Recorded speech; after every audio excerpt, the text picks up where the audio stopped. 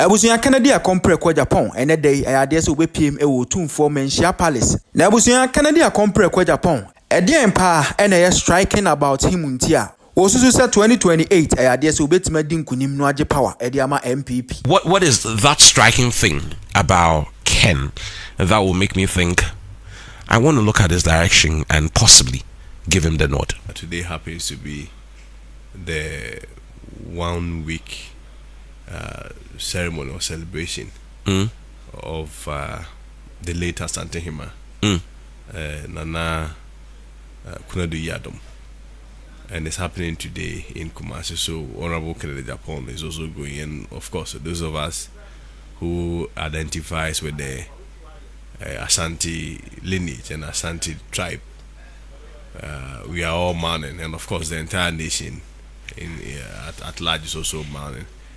And that explains even the reason why you are in this. Okay, because for a moment I was thinking, hey, what's happening? No, I'm not mourning within the context of having lost maybe a direct relation, but as an Akan or an Asante, we Class 91.3 FM join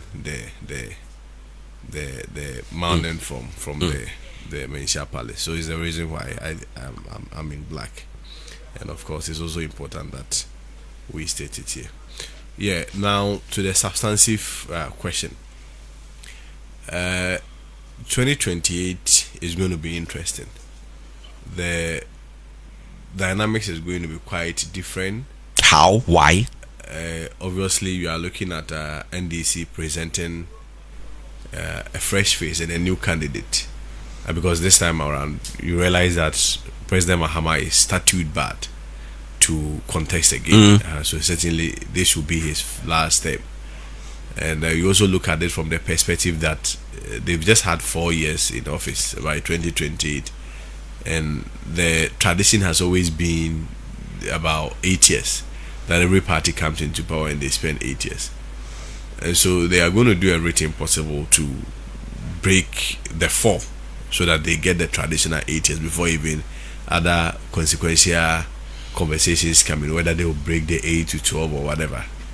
The record that we set for ourselves, and unfortunately we couldn't break. But of course, as a party, NPP, we are also determined that 2028 we want to win power.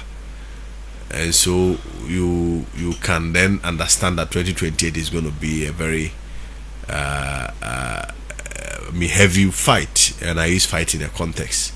It's not going to be easy for us as a party, and so it is a more reason why at a crucial time like that in 2028 you need somebody that the people resonate with. And Ken has just 3 unique trademarks. You are looking at it from the perspective that he identifies more with the grassroots, and of course you agree the others don't. He stands taller in terms of identification with the grassroots. You see, identification with the grassroots is not an event. It stands from a lifestyle, what you've lived your life for, the people you've always been advocating for, your commentaries, your posture, your body language, in terms of your political lifestyle, which people have benefited from your works. And of course, if you look at Ken from day one, has always been advocating that party people should be taking care of, the grassroots should be taking care of. The fact that he's always been speaking for the ordinary Ghanaian, the vulnerable, that makes him taller. It does not necessarily mean that other people may not have it. Yes, they are all fantastic candidates, referencing all the other people who also want to come. But in terms of a trademark that you can easily Class 91.3 FM, you can identify him with the grassroots. Of course, for instance, when you talk about economy, you may not necessarily identify economy with Ken. The first person that may come into your mind is maybe Dr. Baumia, because that is what he has projected for himself in terms of the public outlook. That's what the public knows him for. As to the outcome of such projection is also another question for us to discuss.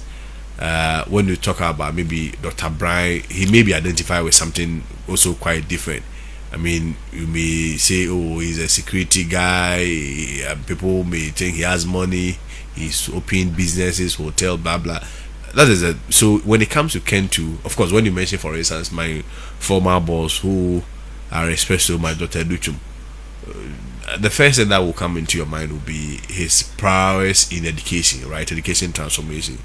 But when you talk about Ken and the name Ken, it resonates with somebody who has always been fighting for the base, somebody who has always been fighting for the grassroots.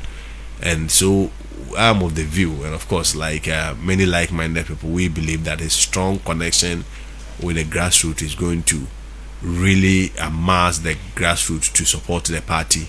And the grassroots obviously forms the base. You see, I've always maintained that the grassroots votes do not change.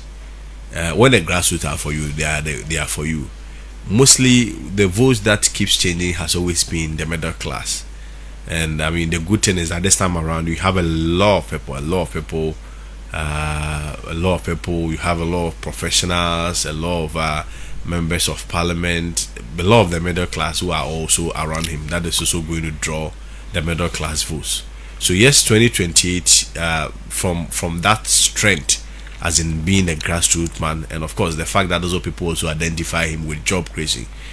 If you look at the statistics, for instance, across all data from the World Bank, looking at statistics from the Ghana Statistical Service, for instance, if we look at the World Bank and its estimation, for instance, it projects that by 2030 you are looking at about 400 million jobs. That is 400 million job seekers. But unfortunately, those job seekers, the jobs that they may be looking for, will not be in existence. Just about 80 million jobs will be in existence. If you want to even narrow it to, let's say, the Ghanaian perspective, for instance, you look at, say, the Ghana Statistical Service. It says that if you take Ghanaians, 100 Ghanaians that are even working, 80% of them are underpaid. You are also looking at Class 91.3 FM. Higher unemployment rate, and even becomes quite intriguing when you are even looking at, for instance, graduate unemployment. One of the bane of this country has always been on unemployment, and even people who are also employed are also underpaid. So at a crucial time like this, where our major problem also as a country, especially a problem bothering the youth, is unemployment. I've read a lot of researches, I've read a lot of data which suggests that when a batch of national service people complete, it takes a minimum of 50 years. Sorry, most of these things you have to look at it from the budget perspective. How much allocation was made into that sector, or in terms of carrying out that promise. I mean, we may all have to interrogate it. If you look at the government's commitment to it vis-a-vis how it was promoted as a flagship policy, compare that to, for instance, a flagship policy like the free senior high school, where it was our trump card during 2016 general elections, and comparing this to the last one that we had, 2024. If you are just opposing the two, you will realize that it is not a promise that in terms of its implementation and its feasibility and its government's commitment, I don't see it being that very realistic. So the point I am making is that unemployment is going to still be a problem in 2028. I don't see so much from this government. I mean, look at even the inconsistency. On one side, you promise 24-hour economy to come and create jobs, but on the other side, the first thing that you did as a government when you came into power was to terminate appointments of people that have gotten employments lawfully and also gotten through the right processes to get employment. So I mean, lawful can be relative, because in some context I've heard officials of the party say some of these people, they had question marks about how they found themselves in the places they work. Employment is not an event, it's a process. I use the Ministry of Education where I worked, for instance. Financial clearance was secured around July. I guess interviews will have to be made, documents and academic certifications, CVs will have to be perused, they have to be reviewed, even letters have to be printed and awarded to beneficiaries or people that has been recruited. There are instances that averagely, when even you are successfully recruited, it takes about a minimum of 6 months, sometimes even to 1 year before you get your staff ID. And remember, the staff ID is the prerequisite unique identification that controller uses to identify you as a staff before they even pay you. Mostly averagely, you're looking about 6 months before even that comes in. But yes, to all these guys, their appointments were terminated. So on all basis, they say that in some cases there was no cases. You see, it will be irrational for anybody to say that when you lose an election on the 7th of December, quickly between 7th of December to 7th of January, you engineer a recruitment process and complete it. It will never happen. You are suggesting that has never been the case in our space. It won't even work in a space of 1 month. What are you going to do? Look at even when we lost the election, people were demoralized, people were being attacked at their various offices. People couldn't even just go into their office. You never heard stories about letters being backdated? You see, backdated when? That's what I'm saying, that when did the process start? When did this process start? The fact that you come and meet an appointment has been made, and that, let's say, letters are on the 5th of August or 7th of August, does not necessarily suggest that the letters were backdated. Backdated to when? When did the process start? That for me is the most important thing. And of course, I mean, the fact that you lose an election does not mean that you cannot. You see, let me take it from this perspective. Before, as a government agency, you can recruit, right? You first of all have to get what we call financial clearance from Ministry of Finance. If you do not get a financial clearance, there is no basis for even going ahead to do the recruitment. I am suggesting to you on this platform that all the recruitments that were done then, every institution had financial clearance predating even the election day. Because if you didn't have financial clearance, on what basis will you proceed with the recruitment process for you who to come and pay? If it had been the case that the directive that came from the Chief of Staff office was that, all the recruitments or all the employment that were awarded, all of them that did not have financial clearance, at the end of the day, you are going to revoke those appointments, I would have sided with them, because I mean, it wouldn't make any reasonable sense to give employment letters to people that the state does not have the capacity in terms of the financial capacity to pay. But in this context, I am giving you an instance of an institution where I worked. There, if you move to other institutions, people had even worked for 3 years, 4 years, and they were still asked to go. In the context of Ken being the leader of the country at some point, which is what you're leading, what is that thing that would make me think, whether I'm a delegate or when he goes past that process and he ends up leading the party going into elections in 2028, Ken is the man. When we are having a conversation about employment, he's going to come in and create those opportunities for whoever to be pretty much settled in the space in which they operate. I think it's about the life that he's lived, as even at an individual level. It's all about job creation. His life, his personal life at an individual level has always been about job creation. You see, I mean, we talk about ideas, we talk about vision, and of course, I mean, ideas alone cannot run a state. You need ideas, all right, but also you need implementation of those ideas. And if you look at Ken, everything about him, what he stood for, has always been about job creation and entrepreneurship. So for him, his vision is just about coming to transform this country through entrepreneurship. That is one of the greatest trademark that he's going to bring on board. And of course, you can verify from the things he's done in the past that single-handedly one individual has created about 7,000 jobs throughout his lifetime for the ordinary Ghanaian to benefit. And so it gives that credence to him that he can make that his trump card, because that has been what he has been doing, that has been what he stood for, all about job creation. So yes, I mean, it's not necessarily also about job creation, but also creating more entrepreneurs, because I mean, we agree, if you move to advanced countries, job creation is not only a reverse for the government. In truth and in all honesty, 80% of the jobs that has been created in advanced countries are not even owned by the government. They are owned by private individuals. So it's just about having that leader with a mindset to create more Kennedy Japons, having a leader with a mindset to create more Ibrahim Mohammed, to create more Jospons, to create more Brian Champons, so that at the end of the day, these individuals will have the capacity to build more institutions that will also drive the job creation agenda. Of course, I mean, Ken believe that there is a link between socio-economic transformation and agriculture, and it is the more reason why his first policy is benchmarked on driving over 1 million youth into agriculture. And of course, when I talk about agriculture, I'm talking about agriculture that is Class 91.3 FM. And of course, I mean, agriculture to drive exports, so that we are also able to, in terms of the turnover, we are also able to reduce import and export. Of course, that will have a consequential impact on also our currency that we have always been, that is practical economics that we have always been crying over.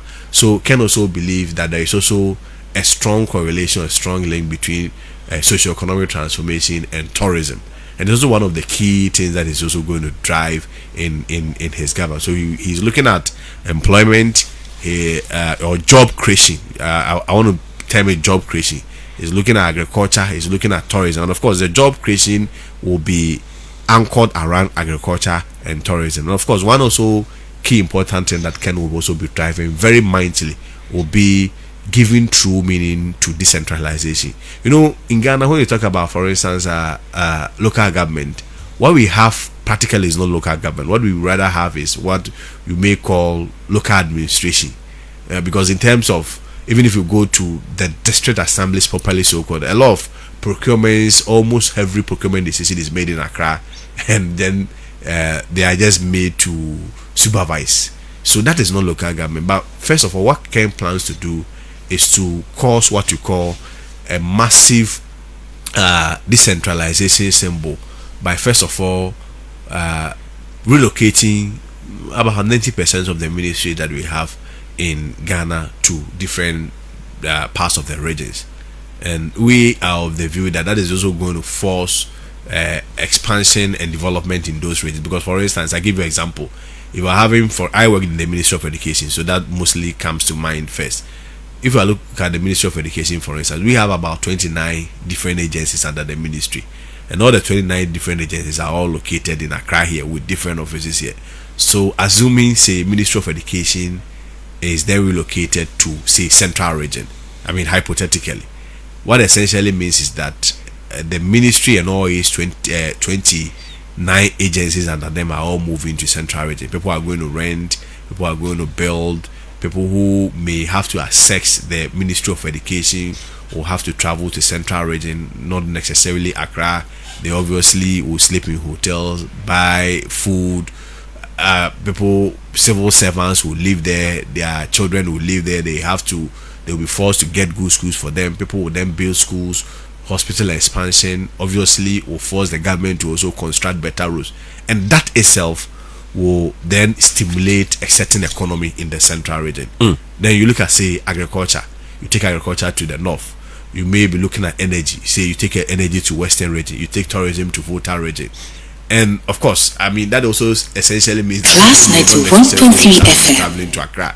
But instead of focusing entirely or wholly on Accra, this time around, you have people always moving to Ashanti Region, others moving to if you need something, for instance, from the Ministry of Agriculture, this time around you'll be compelled to go to the north. Is that not the case? If you are compelled to go to the north, chances are that when you are coming, you buy smoke. Is that not the case? If you buy smoke, certainly you've also provided jobs for other people in the north. So Ken's approach of governance is going to be a common sense approach to solving the problems that we have as a country. And I've always maintained that our problems that we have as a country does not need rocket science mindset to solve it. Our problems are systemic. If you want to list them, if you ask anybody to list the problems in Ghana, you realize that these problems has always been the problems that was inherited by Nkrumah, inherited by Buzia and Co, Champo and Co, right, even to the Fourth Republic. It was the same problem. Even if you look at election analysis and how people lost elections, or governments or parties lost elections in Ghana, it was all based on economy, job creation, corruption, bad rules, health, infrastructure, electricity or power. These are the problems that we have as a country. So our point is that our problems just requires common sense approach. For instance, you talk about the job creation that I spoke about. We have vast lands, right? Look at the Kasapreko alone. Kasapreko alone imports about $2 billion of ethanol every year. Yeah, one company. That's for even for his Ghanaian market. You are not even looking at the rest of the African continent. But the Ghanaian market alone, he imports about $2 billion. That's money that the whole country goes for from IMF. And the ethanol is just produced from cassava, basic cassava. And cassava alone can give you about 33 byproducts. Cassava alone, if you want to look at the processing chain, cassava alone can give you 33 end products or byproducts. So if you have a president whose mindset is about practical approach to solving problems, that he believes that we have to produce almost everything here, add value to it, invest so much in agriculture. If, for instance, we even become a net exporter of ethanol alone, not even talking about the other products like starch and whatever, ethanol alone, if as a country we want to even invest in ethanol alone and say, look at the land, if we are going to Volta region, we want to take advantage of it, the lands in the north, Class 91.3 FM. focusing that ethanol alone, because if Kasapreko alone can import just $2 billion, it presupposes that if, for instance, we are making a production for just 10 people in the class or category of Kasapreko across the world, that's about $20 billion. And exporting this alone, this country is getting about $20 billion. These look like very fine conversations that I'm sure if he navigates his way past the internal contest, he's going to be pushing a lot strongly. He has to go past over 200,000 people first, and as to whether these policies would sit well with them for them to give him the nod. I see that you've been doing a lot of traveling. When you go and you are propounding these to them, how have they been received? Yeah, so I think it stems from our last performance as a party relative to the general elections, and from the what we are picking on the grounds, especially from the delegates, you realize that they need a change, because we had an election that I'm even coming from even the parliamentary level. Interestingly, for instance, I give you some statistics. Do you know that the last election that we had, in 4 regions, MPP do not even have a parliamentary rep? Yes. And these 4 regions, we are looking Upper at East, Upper West. Yes. Volta Uti.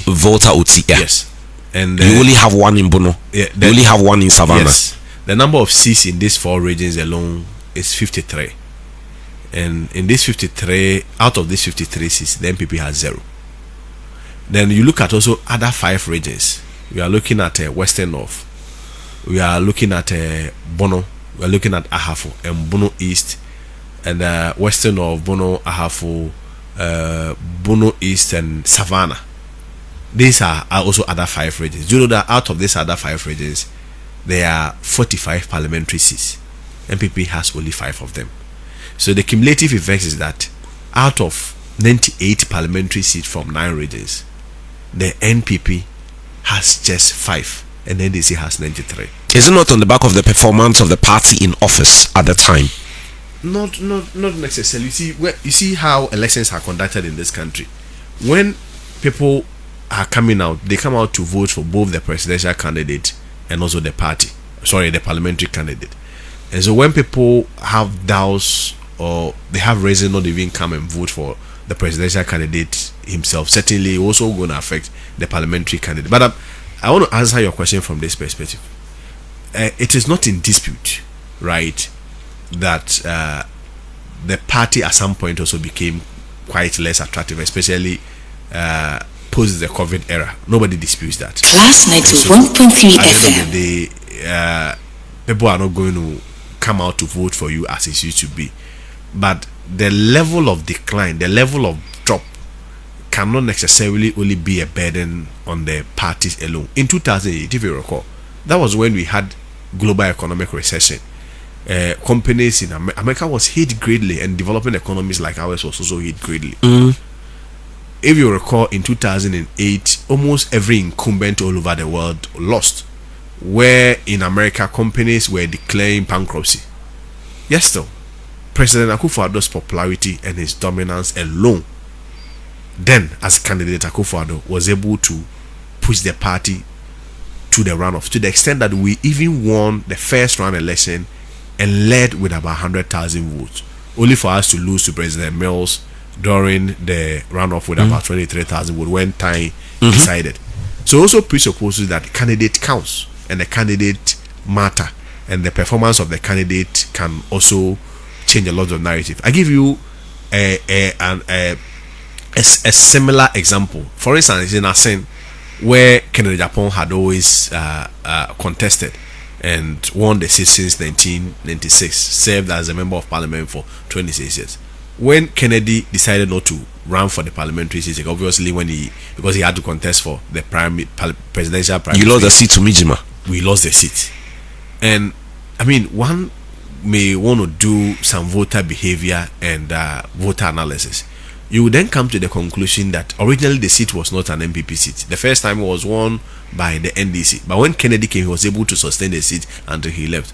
Again, it comes to one very conclusion, that the performance of the candidate, the popularity of the candidate was what was propelling the party. And it presupposes also that the people's allegiance was to the candidate and not necessarily to the party. But the dynamics of Asin may be completely different from the dynamics in, let's say, where you come from. Yeah, essentially, that's why we are discussing Asin. That in the case of Asin, you can then conclude that the people were voting for Kennedy Agyapong as an individual, as a person, not necessarily the party.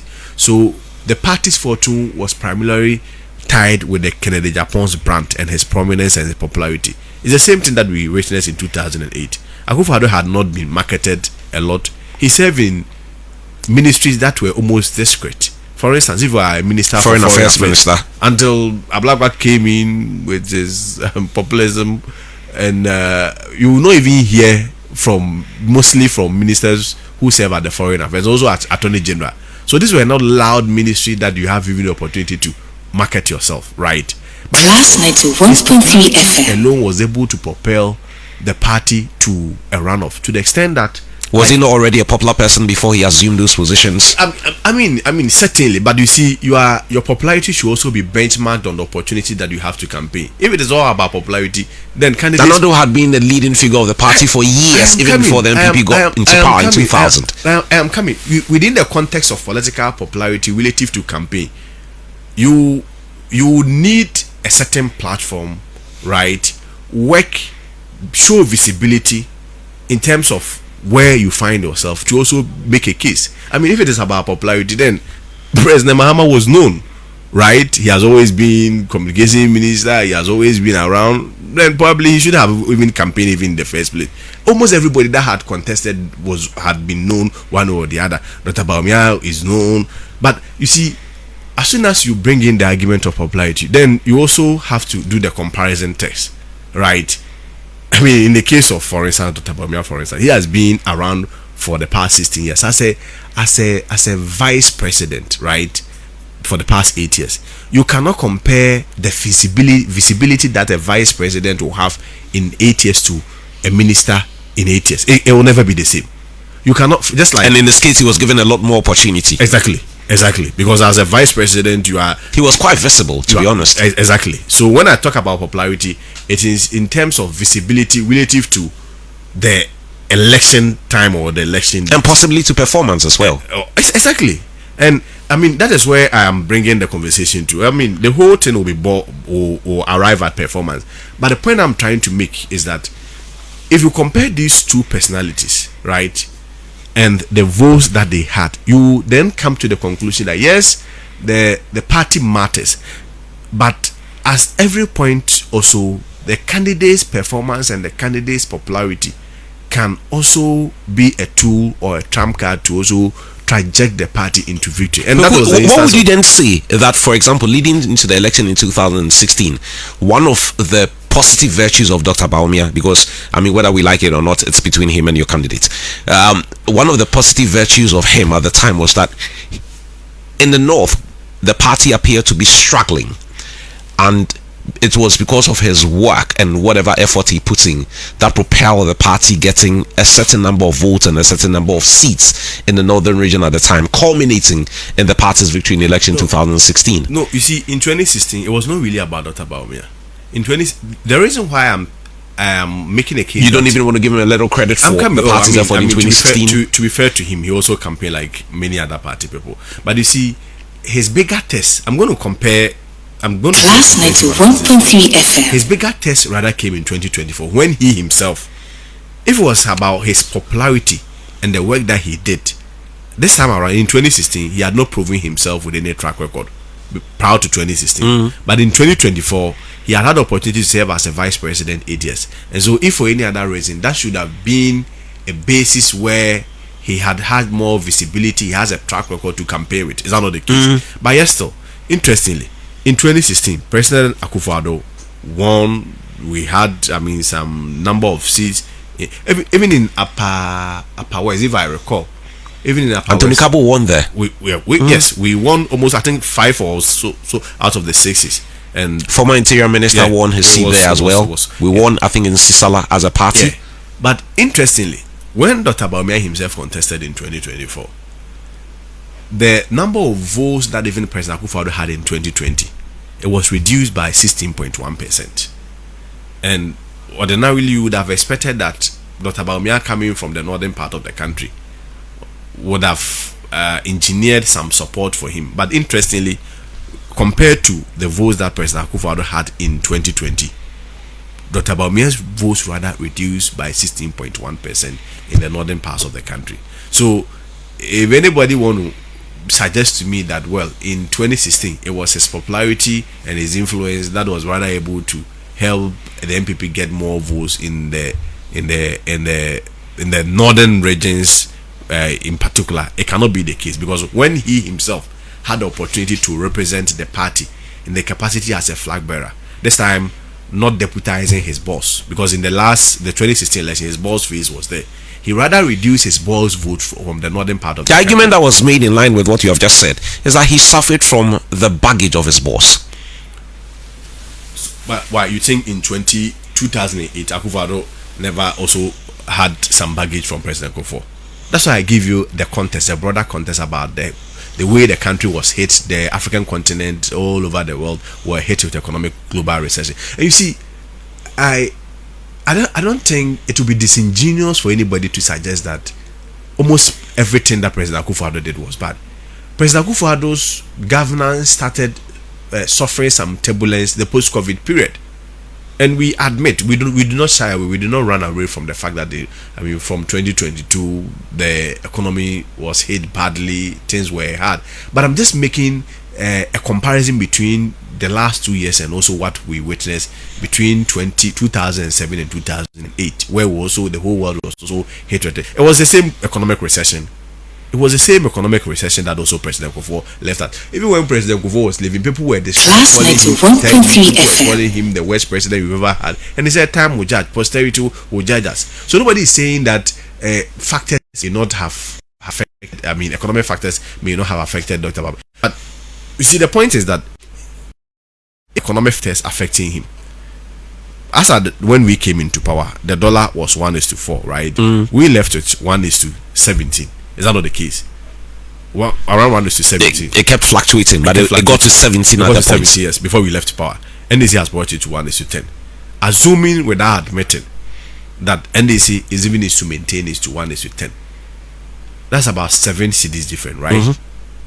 What will be our campaign message if we bring Dr. Bawumia again for the next election in 2028? What is going to be his trump card, especially when he campaigned against the backdrop of economy and the fact that his specialization is with economy? He may not necessarily have engineered our defeat, but sometimes you may even be a victim of circumstance. And within the supreme interest of the general well-being of the party and our common goal, sometimes it's better for even that individual who takes the final and ultimate responsibility to step aside. It cannot be said that we separate President Akufo-Addo from Vice President Bawumia. when you had the opportunity to serve as a vice president for 8 years, if every good thing happened, you are not part. You are part of it. But when the economic recession, or the economy was struck with the recession, then you said that, oh, it was a mess of your boss. In the space of 8 years, it can be. Those who argue on his behalf say that the things that made the government successful were things that he was asked to lead. And that's why maybe those things worked. But those things that he wasn't asked to lead, but unfortunately, he didn't go right. He was also the leader of the economic management team. Ahead of the election, the party argued that it was only an advisory team. It was still up to the president to decide. You see, for me, that is where I find problem with his team. You see, the whole point about beauty of leadership is to also own up to responsibilities and apologize when they need be. Dr. Bawumia did not engineer COVID. The consequential impact of COVID on our country was not engineered by him. But there comes a time where you have to step up and say that, well, the circumstances where we find ourselves was occasioned by A, B, C, D. The measures that have been taken, even though uncomfortable and inconvenient, are measures that is necessary. We take responsibility as leadership, but I assure you that we'll move to go through. Remember Obama when he had to give the message of hope in 2008. Last night to 1.3 FM. First before you take a message, you give a message of hope. But when leadership acts as though every good thing, they engineered it. But where things got worse or went south, you are not part. It doesn't demonstrate a trademark of a good leader. That is not how leadership is about. Leadership is not about selections of what you want to own up, whether good or bad. You need to demonstrate leadership and look into the people's face that I take responsibility for A, I take responsibility for B, I take responsibility for C, but then give a superior assurance that ultimately we shall overcome. On what basis will you serve with your boss in the capacity as a vice president for 8 good years and say that every bad thing that happened in the governance is your boss but not you? I mean, how do you convince Ghanaians? But you see, that verdict has been rejected by Ghanaians during the last elections. That verdict has been rejected by Ghanaians, where they treated Dr. Bawumia as part of President Akufo-Addo. And I don't even want to subscribe to that argument. Who said President Akufo-Addo performed badly? It's a narrative that has been drummed so many times, maybe by the Bawumia's campaign team, in an attempt to whitewash him and make him maybe look different for maybe the contest ahead in terms of the primaries and the subsequent general election if he had the opportunity. But at the end of the day, let's go into the manifesto promise that President Akufo-Addo made. The last 8 years, which of them did he not touch on, and which of them did he not fulfill, or which of them did he not perform? It was only the last 2 years that the economy shrank. And of course, I mean, that one he had even prophesied and predicted it earlier in his first speech during the COVID address, when he said we know how to bring back the economy, but we do not know how to bring back human lives. It was an admission and a prophecy that the economy could collapse, because that was a reality on the ground, that the COVID was going to hit us so badly, and the decisions that were being taken. I mean, at the Ministry of Education, that's where I work. We at GES, for instance, we have about 350,000 workers that stayed home for about a year. The teachers and non-teachers staff, yesterday they were paid. Where do you think the money was coming from? People were giving free water. People were giving free electricity. Although we still paid back. In a contest, but I mean, the time value of money also counts. I'm not an economic person, but of course, I mean, at that time it was still a cost to the state. At that time, it was still a cost to the state, and it wasn't in the normal course of things. Because if that was the case, then probably even at that time it should have also been free in the first place. MBSSI, the support that were given to businesses to last night to 1.3 FM allows productivity almost grounded to zero. I mean, those were the times that President Akufo-Addo's popularity dropped a bit. And of course, I also admit that in terms of his posturing generally to Ghanaians at some point was also something that maybe we could have had a different posturing commanding chiefs to get up and other things. Sometimes you also have to be sensitive to the mood of the nation and the culture of the people, which I felt. Sometimes as a leader, there are good moments, there are also bad moments, and maybe we could have done well on that. But the whole narrative as though President Akufo-Addo did not perform, and for that matter, Dr. Bawumia was punished for President Akufo-Addo's mess. I do not. For you, see that here. No, I do. This look like enough missiles that you can throw at the 215,000 plus people to, if you like, pretty much get a decision in your favor. But every now and then we wake up to, leading members of your party, people who have been in and around the MPP for as long as I can remember, still throwing their weight behind Dr. Bawumia going into the election next year. What is it that you are probably not telling them, or you're probably not connecting to them to make them say that, look, we went into this election, the figures do not lie, have a look at my candidates? No, you see, their position has been one, and of course they've been advancing one argument, and the argument has been that Dr. Bawumia deserves a second chance, and they argue from the history of the party, except to say that even when they are giving the history of the party, they don't give in absolute terms. You see, the argument has always been that President Akufo-Addo was given opportunity 3 times to run before he became a president. President Kofi was also given opportunity to run on 2 occasions, and so by virtue of that, some way somehow Vice President Dr. Bawumia also deserves a second chance. But you see, what they also fail to understand is that when you talk about a second chance, it's not just a reward for showing up in MPP. You need to earn it. You need to earn it. And in MPP, the second chance, people that were given a second chance were always contingent on their performance. They showed promise. Yes, you showed promise. I give you an instance. If you look at Professor Dubois, for instance, he contested in 1992.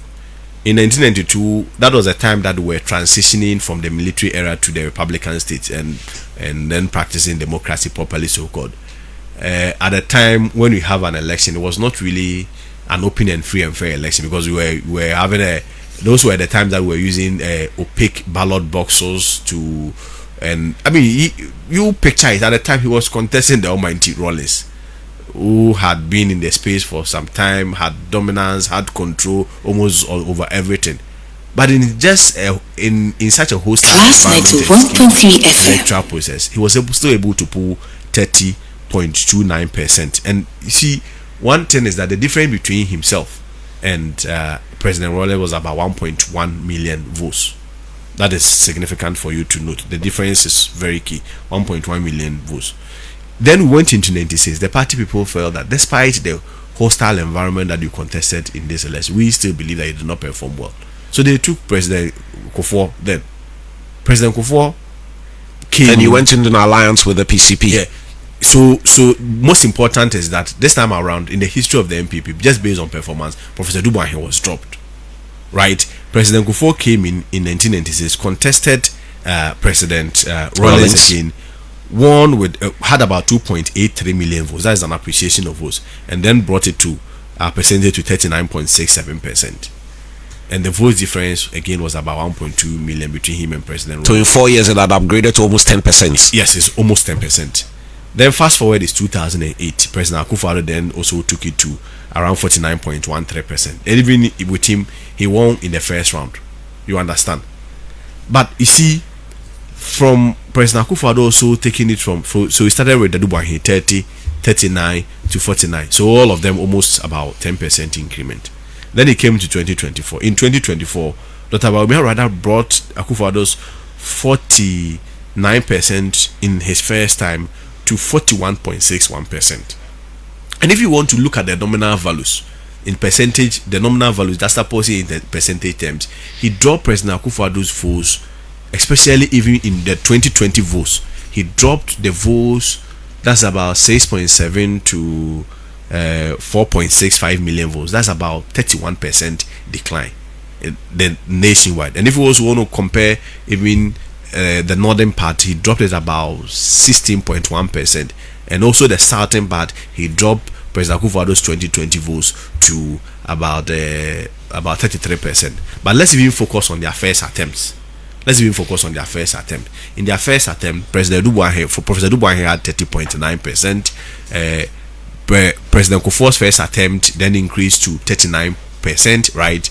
In the President Akufo-Addo's first attempt increased to 49%. So in our trend analysis, you realize that in MPP we have always been going higher, despite the circumstances there. So it's only Dr. Bawumia that dropped our votes by almost 9 to 10%.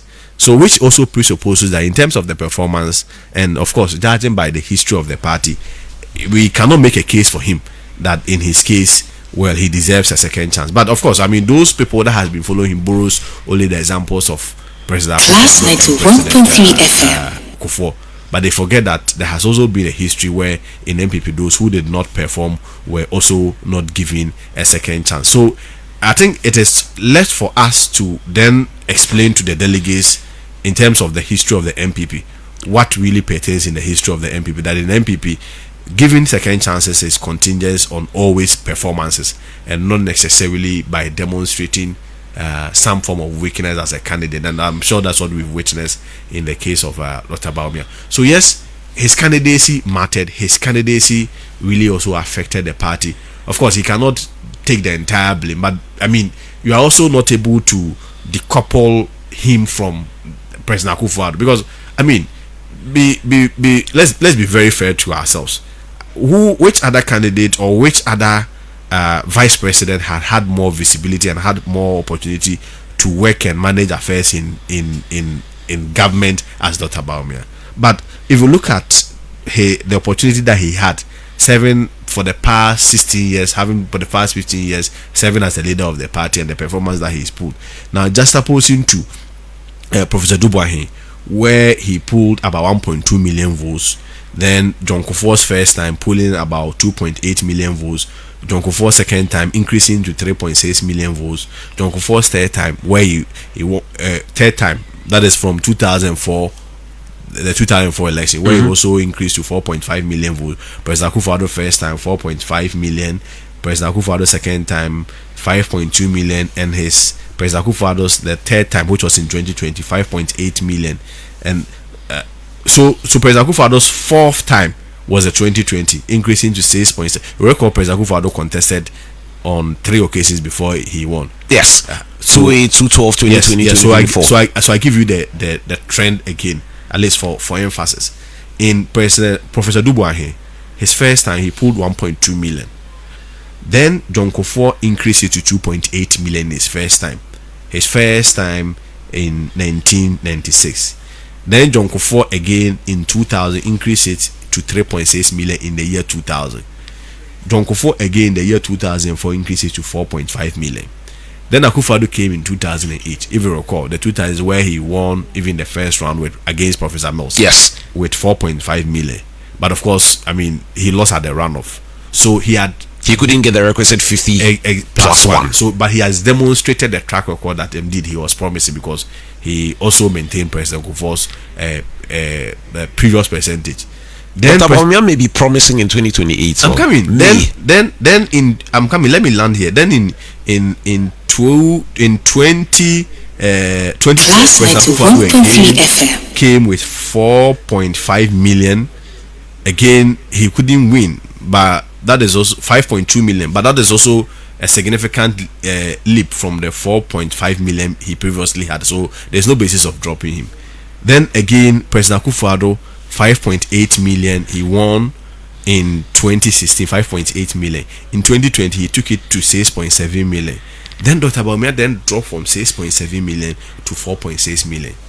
That's about 31.3% drop.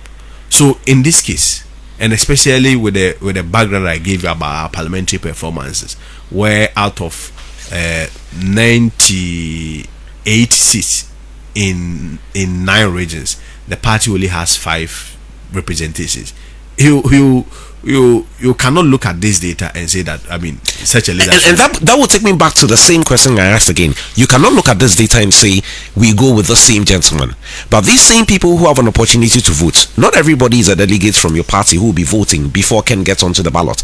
The same people appear to be backing that same candidate. In fact, a greater number of the people who may end up voting come 31st January are people who voted for Dr. Bawumia a little over 2 years ago. You're not worried about that? No, but I mean, we can't be worried because you see, I keep saying the elections are not events, they are processes. One process leads to the other.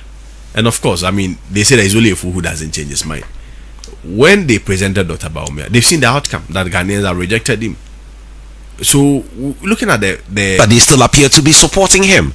They are at his events, they are on radio, they are on TV, they are backing him everywhere. You see, you have to separate the few bourgeoisies from the majority of the voters. So bourgeois are influential, you know that. I agree 100%. But you see, most important thing is that the sovereignty does not reside necessarily in the bourgeoisie. That's a fair point. The sovereignty resides in over 200,000 polling station executives down there, and they have seen the state of the party. They are aware of how in the previous election the same bourgeoisie coerced them into one direction, and they are aware of the outcome. And this time around, if you look at their body language, the comments they are making, you realize that they are determined to make a change. Change is not a change until you change. And I'm not sure they are happy about this outcome. This data that I gave you, they are all aware of it. How this time around, since 1992 till now, we have been having an upward trend, only to have a downward trend this time around. They have come to the conclusion that yes, the bourgeoisie may have their say, but at Class 91.3 FM. It is a more reason why we are going to still appeal to them. I mean, we the Christians, the Bible has been clear that the heart of the king is in the hands of the Lord, and wherever he lies, like the river, is where he turneth it. So we are just going to once again go to them. So we should have been paying attention to the battle for endorsements. But those ones are engineered. We call it astroturfing and cosmetic showmanship in politics. Really? Yes, we call it political astroturfing. Let me give you an instance. Recall the last time Dr. Bawumia's team paraded that they have about 67 MPs. But in real sense, you are a journalist, and I'm sure you have been interrogating or asking all the critical and deep questions.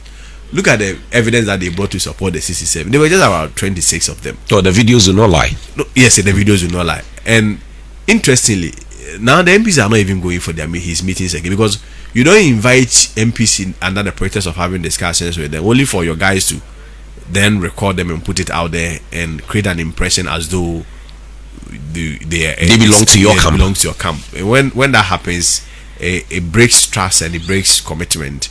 Subsequently, was about 230 MMDCs that were allegedly they said were declared their support for Dr. Bawumia. Again, it also came out that was also a hoax. It wasn't true.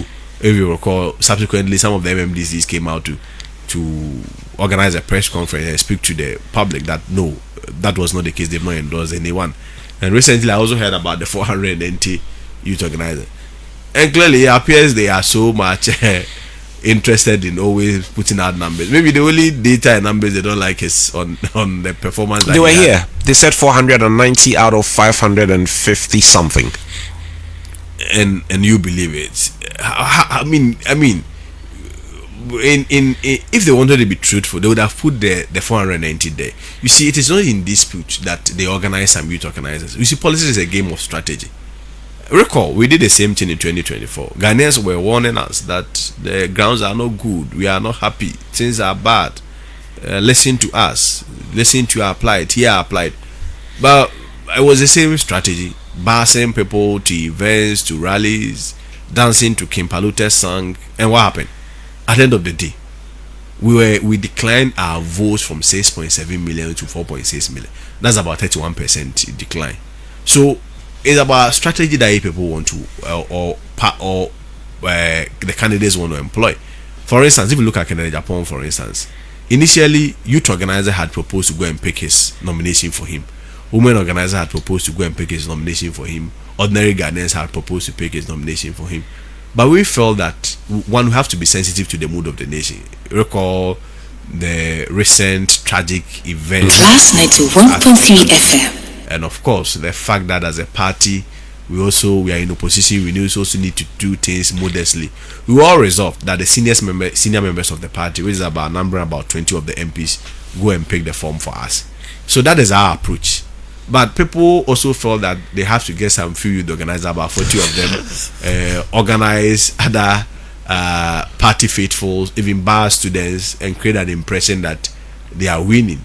And you should understand them, especially if you think they're acting desperately. No, they are just trying to augment the mass defection that has hit their camp. Recall initially Dr. Brian, for instance, was a key member of the Baumiak's team. Today he's contesting him.